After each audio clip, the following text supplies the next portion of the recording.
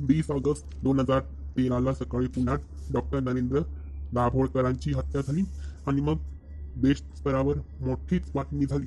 अनेक पुरोगाम्यांनी राजभरात आंदोलने केली.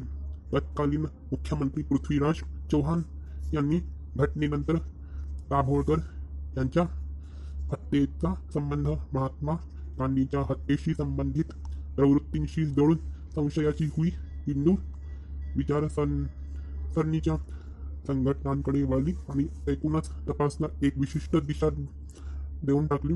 या घटनेला आज 10 वर्षे उलटली. हे पुस्तक लिहून होत असतानाची स्थिती अशी आहे की तपास अजून सुरू आहे. CBI म्हणत आहे की त्यांनी मारेकरी आणि खुनामधील सूत्रधार पकडले, तर एकीकडे दाभोळकर कुटुंबीय व अन्नीसचे कार्यकर्तेही अजूनही खरे सूत्रधार पकडा म्हणून आंदोलने करत आहेत. एक सामान्य नागरिक म्हणून आपल्यापर्यंत पोहोचतात आणि आंदोलनांची काही छायाचित्रे आणि कोर्टात घडले यांच्या ठराविक पद्धतीने मांडलेल्या बातम्या.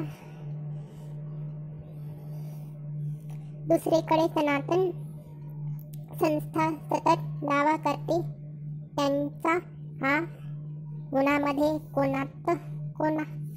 कुणामध्ये कोणताच हात नाही, तर हे मान्यही करते वैचारिक स्तरावर त्यांचा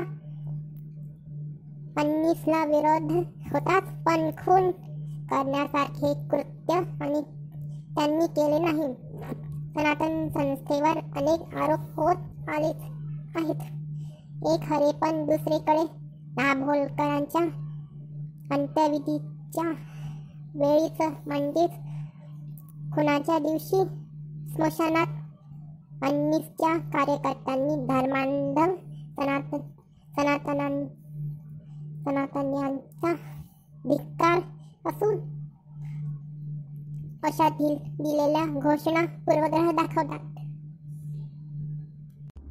पानसर यांची हत्या झाल्यावर अशाच बातम्या, आंदोलने आणि घोषणांचे मोहोळ उठले. पण कोल्हापूरच्या बाहेर राहणारा सामान्य माणूस हे सर्व पाहत होता, वाचत होता आणि मनाशीच म्हणाला असेल, हे इतके मोठे समाजसेवक होते तर आपल्याला माहीत कसे नव्हे.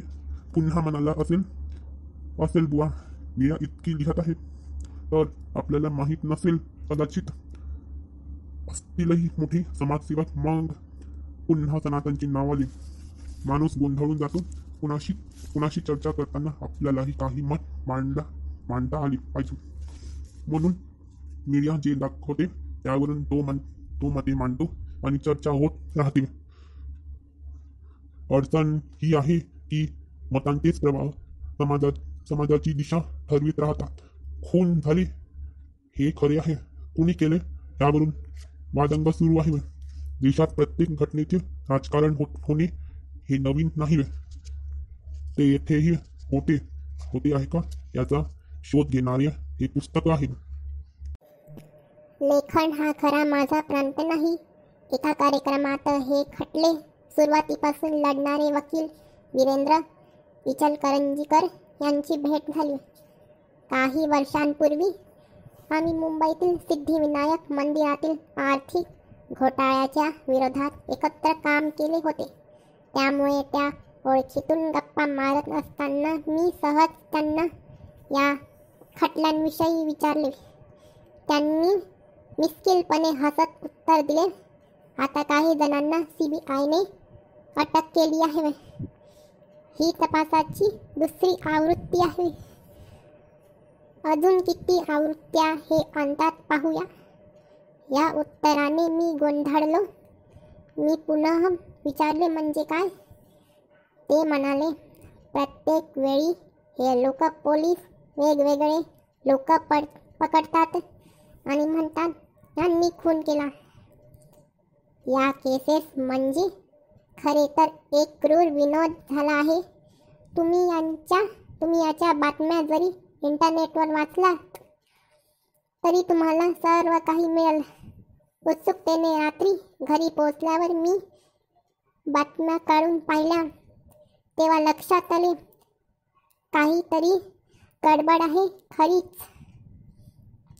हे असे कसे असेल या अवस्थेतून शोध घेत घेत संशोधनांतही निर्माण झालेले हे पुस्तक आहे.